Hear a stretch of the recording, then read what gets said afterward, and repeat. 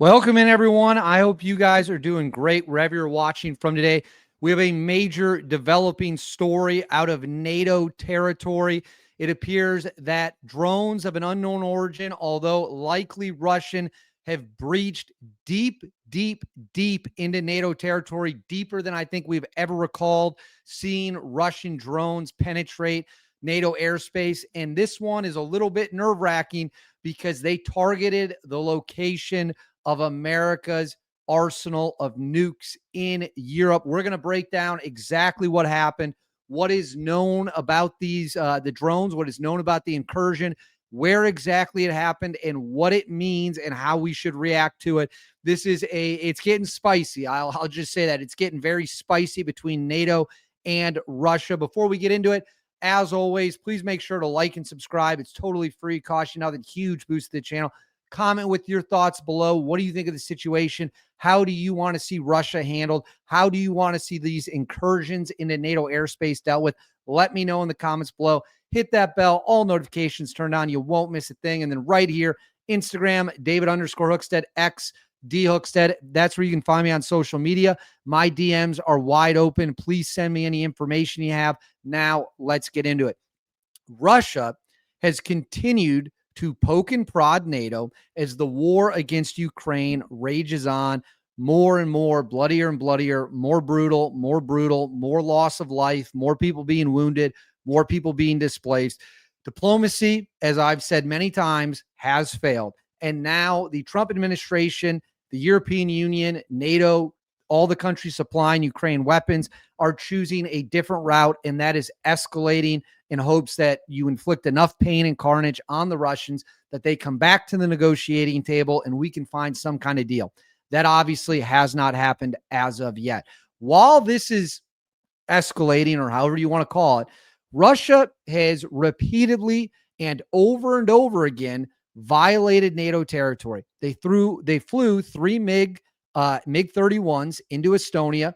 NATO had to scramble fighter jets to then push those Russian jets out of Estonian airspace. President Donald Trump very famously said he wanted to see those planes shot down. He wants Russian planes that violate NATO airspace blown out of the sky. I completely agree with him. You cannot let sovereign airspace be violated. It sets a terrible, terrible precedent. Then there were drones in Poland. There were drones in Romania. Then there were drones back over Estonia. So they continue to violate NATO airspace over and over again. Some of the drones that Russia has sent have been blasted out of the sky. The planes have not. The Russian fighter jets have been allowed to fly in and out of NATO airspace without being shot down. Then, I almost forgot this one, we had the Russian fighter jet from Kaliningrad that violated Lithuanian airspace, and they had to scramble fighter jets to take care of it. So the situation continues to just be over and over again, Russia pushing the envelope. Well, now it appears that without taking credit for it, I'm going to put this on the screen, Russia has violated deep into NATO territory. It says Belgium suspects spy operation in drone flight near nuclear airbase. It says Milan. Authorities have recorded, this is defensenews.com. Authorities have recorded 14 unidentified drone sightings across Europe in the last 2 months, the latest hovering above a Belgium tactical fighter aircraft base that also reportedly houses tactical nuclear weapons. Belgian Defense Minister Theo Fraken said Belgium was targeted on 2 consecutive nights of November 1st to the 3rd by drones that flew in different stages near the Klein-Brogel installation.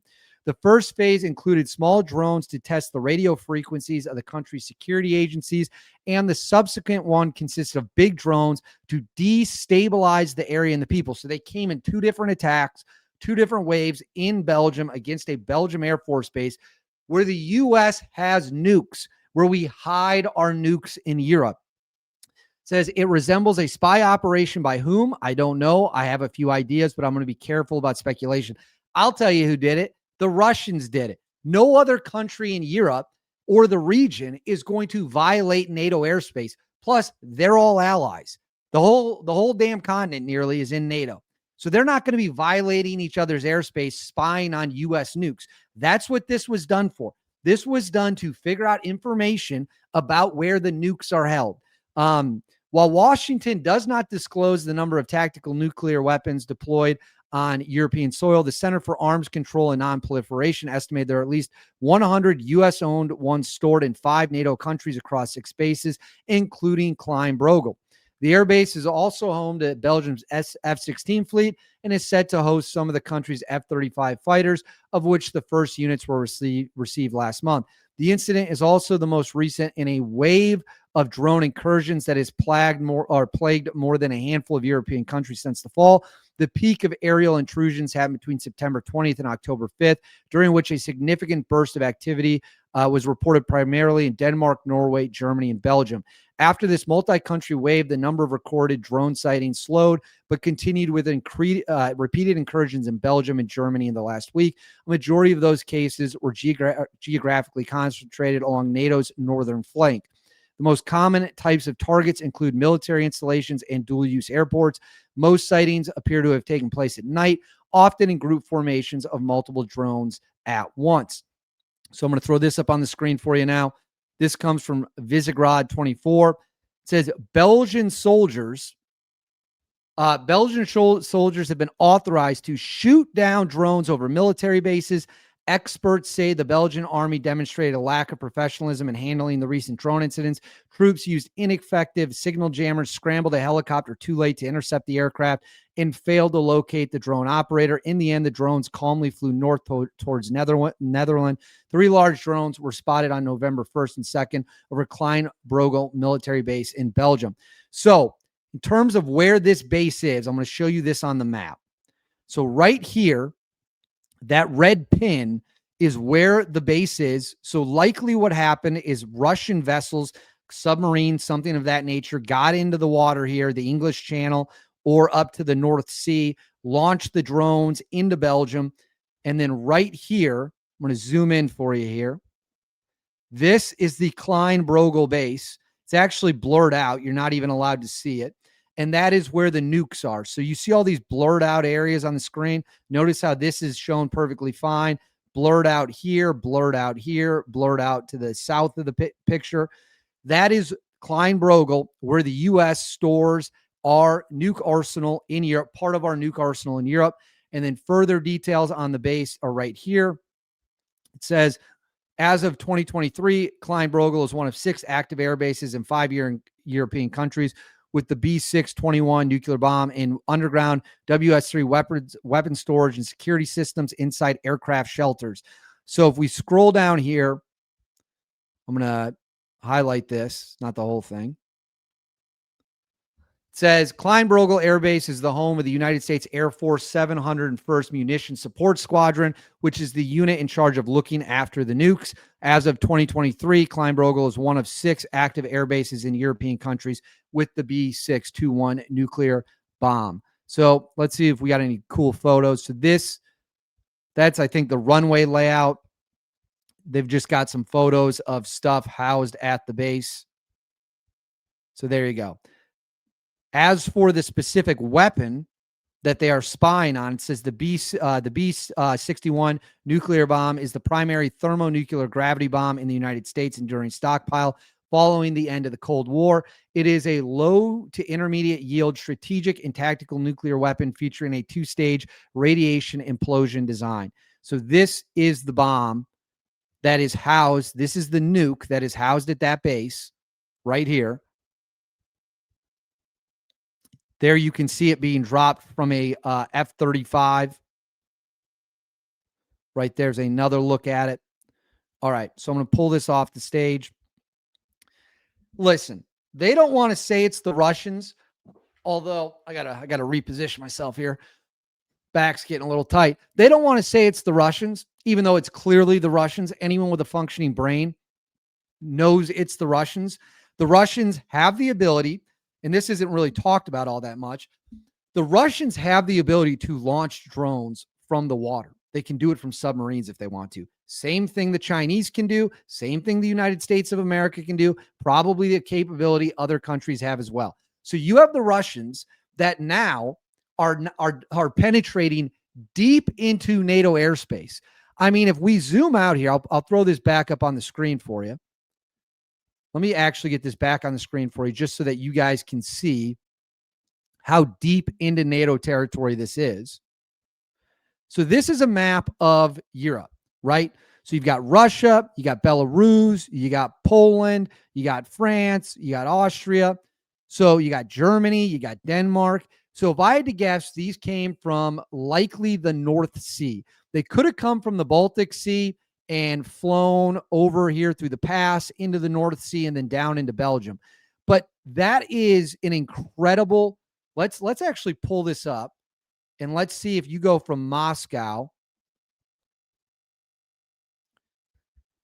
So you're talking about 2,400 kilometers to Moscow, 2,500 kilometers. That would be the distance that the Russians went. I'll pull this down. So yet again, the Russians continue to mess around, violate NATO airspace. The Belgians weren't even able to shoot these things down. That's unacceptable. If you're flying drones towards our nuke sites, our classified nuke sites, to spy on them, use some kind of technology to map the area, gather whatever information they're looking for, test defense times, and you don't shoot those drones down, you have failed miserably. You have failed in your job miserably. And that cannot be tolerated. This is a huge F up by the Belgians. And it makes all of NATO look bad that you let drones fly that deep into your airspace and you didn't even shoot a single one of them down. Now they're authorized to shoot them down, but couldn't do it when it mattered. Couldn't do it when, their backs were against the wall and they actually had to get the job done. They were unable to shoot them down at that moment in time. Not good. Completely unacceptable. And yet the Russians continue to do this. At some point, NATO has to step up and send the message through force, if necessary. Russia is not going to be allowed to do this. That means you got to blow their stuff out of the sky. That means if their planes violate NATO airspace, you have to shoot those down too. Shoot the drones down, shoot the planes down. Russia is in large ways a paper tiger. Yes, I know they have nukes and they have ICBMs and they're testing their new super weapons. I get it. I understand it. But in a conventional war, NATO will dog walk Russia. The United States, Poland and Romania alone would be able to inflict intense damage on Russia in a conventional war. Add in the force of the United States, the greatest fighting force the world has ever seen, and Russia would get smoked. That's why they lean on the threat of using nukes, because they know in a conventional war, they don't have a hope. Look at them in Ukraine. They've been fighting for years in Ukraine, and as Trump says, if the Russian military was as strong as they claimed it was, that war would have been over in a week. And here we are years later, we're coming up on what? The 4th year anniversary in early 2026, February 2026. So give me a break. And yet, they have no reason to not continue to violate NATO airspace because nobody's doing anything about it. So we shall see where it goes from here. Yet again, the Russians need to be taught a lesson. And we can't let them spy on our nukes. It is just that simple. But I want to know what you guys think. Let me know in the comments below. What do you think should be done about the Russian threat? How should we handle this? Let me know in the comments below. Please make sure to like and subscribe. Totally free. Cost you guys absolutely nothing at all. Huge, huge, huge boost to the channel. Hit that bell. All notifications turned on. You won't miss a thing. And then right here, Instagram, David_Hookstead, X, D Hookstead. That's where you can find me online. DMs are wide open. Send me any tips you got or just reach out to say hello. I love talking with y'all. I'll see y'all next time.